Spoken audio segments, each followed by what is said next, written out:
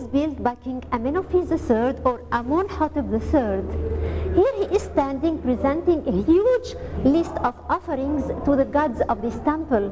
God Amun, his wife Goddess Mut, and their son God Khonsu. The offerings are presented in two different styles. The first one is by putting them over a table or an altar in the middle of the sanctuary.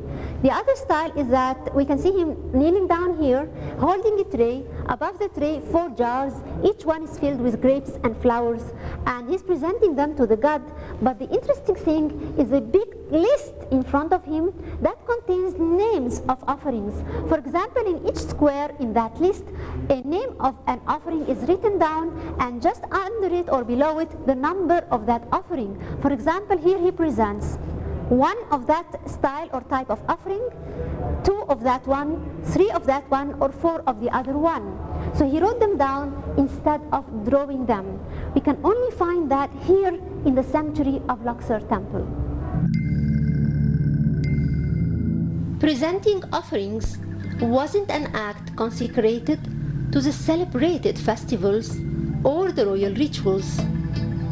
It was an essential process of the funeral and the after services of the burials. One scene seems to have been of particular interest to the Egyptians, as it was represented countlessly on the walls of their tombs and temples. It's the scene of the slaughter of the sacrificial animal, an ox or a great antelope. According to a very ancient custom, 2 practiced butchers use flint knives and wear a metal sharpener, work together to tie the animal, then slaughter it. The legs, which the Egyptians considered the best part of the animal, are cut out first. The disjointed pieces, however, cannot yet be made use of until a special priest comes and smells the blood and examines the flesh carefully, then declares all to be good and pure. Now, the legs can be laid upon the table of offerings. Afterwards, at the close of the festival, they will be offered to the mourners. These bulls, as well as the offering of bread and beer, are said to be the offering that the king gives, for it was a duty of the pharaoh to provide the funerary offerings.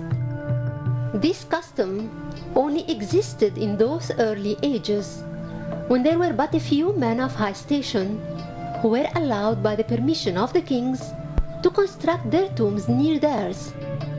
Later, the number of the tombs increased to such an extent that the custom fell into disuse of itself.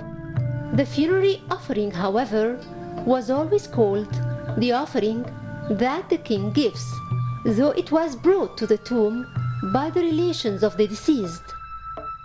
It was the most sacred duty which the latter had to fulfill, to present the offerings regularly to their ancestors, to keep up their tombs, and thus to cause their names to live.